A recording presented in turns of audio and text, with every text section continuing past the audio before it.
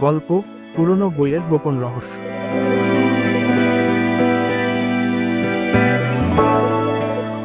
মফস্বল শহর মেহেরপুরের এক কোণে ছিল ছোট্ট এক গ্রাম, গাছপালা আর সবুজ মাঠে ভরপুর। সেখানেই থাকতো অরূপ নামে এক চতুর ও কৌতূহলী বালক।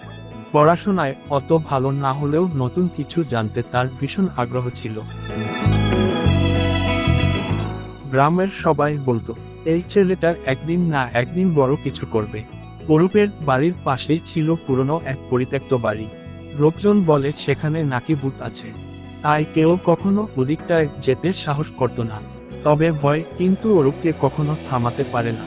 সে ভাবল, যেখানে সবাই ভয় পায় সেখানে নিশ্চয়ই লুকানো আছে কোনো রহস্য।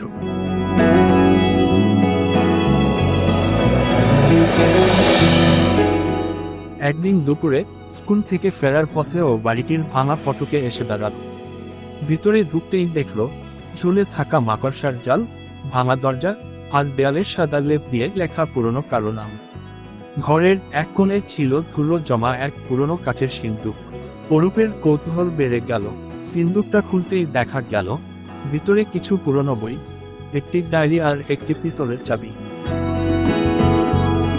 সে বইগুলো বাড়ি নিয়ে এল। রাতে বাতির আলোয় ডায়েরিটা খুলে পড়া শুরু করলো। ডায়েরিটি ছিল রহিমউদ্দিন সাহেব নামের এক স্কুল শিক্ষকের। তাতে লেখা ছিল, জ্ঞানকে লুকিয়ে রাখার জন্য নয়, ছড়িয়ে দেওয়ার জন্য। যে বই মানুষের মন বদলায় সেই বই অমূল্য, যত পুরনোই হোক। শেষ পাতায় একটি মানচিত্র আঁকা ছিল। মনে হলো গ্রামের প্রাথমিক বিদ্যালয়ের পেছনের পুরনো আমগাছটার দিক নির্দেশ করছে। মানচিত্রের পাশে আরেকটি বাক্য, জ্ঞান হলো সবচেয়ে বড় ধন। পরদিন ভোরে অরূপ স্কুলের পেছনের আমগাছটির গোড়া খুঁড়ে দেখতে লাগলো। অনেক খুঁজে অবশেষে পেল মাটির নিচে লুকিয়ে রাখা একটি লোহার বাক্স। বাক্সে লাগানো তালার সঙ্গে ঠিক মিলে গেল ডায়েরির পিতলের চাবিটি। তালা খুলে অরূপ অবাক। ভিতরে সোনা, টাকা কেড়ে পাওয়া গেল না, বরং ছিল অনেক বিরল বই, বাংলা সাহিত্য, ইতিহাস, বিজ্ঞান, দর্শন, আর সঙ্গে একটা নোট।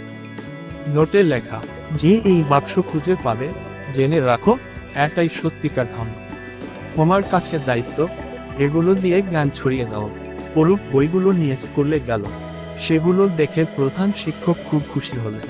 বইগুলো দিয়ে স্কুলে একটি ছোট্ট লাইব্রেরি গড়ে তোলা হলো। গ্রামের ছাত্রছাত্রী আর মানুষজন সেখানে এসে বই পড়তে লাগলো।